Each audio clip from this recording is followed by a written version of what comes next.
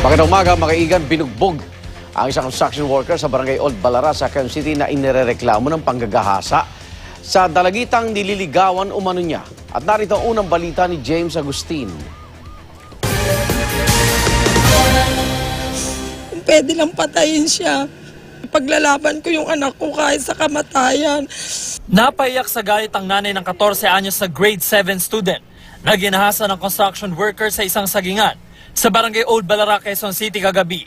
Kwento ng nanay ng biktima, inutusan lang daw niya ang anak na hanapin ang 4 na kapatid nito dahil kakain na sila ng hapunan. Pero ilang oras na lumipas ay hindi raw nakauwi ang dalagita. May pumunta po sa amin na inaanak po ng tatay ko na nagmalasakit sa akin na, "Ate, yung anak mo nakita ko doon sa tabing ilog, niyaya nung lalaki." Hindi na raw nila inabutan sa tabing ilog ang dalawa. Laking gulat nila na makita sa kalapit na sagingan ang biktima na nakahubad na maging ang suspect. Takot na takot ang biktima na mailigtas sa mga kaanak. Binugbog naman ng taong bayan ng 21 anyos sa suspect na si Jug Lloyd Sasutil. Tinakot daw po siya na, "Dito ka lang, saglit lang itong gagawin natin, sasaktan kita."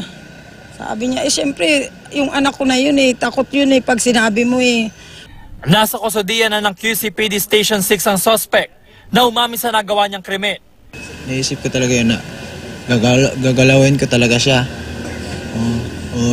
Bakit mo naisip yun? First time ko nga ginawa to Pero hindi raw niya pinilit ang biktima na sumama sa kanya dahil nililigawan pa nga niya ito. Desidido ang nanay ng biktima na magsampa ng reklamong rape laban sa suspect. Itong unang balita sa Quezon City, James Agustin reporting.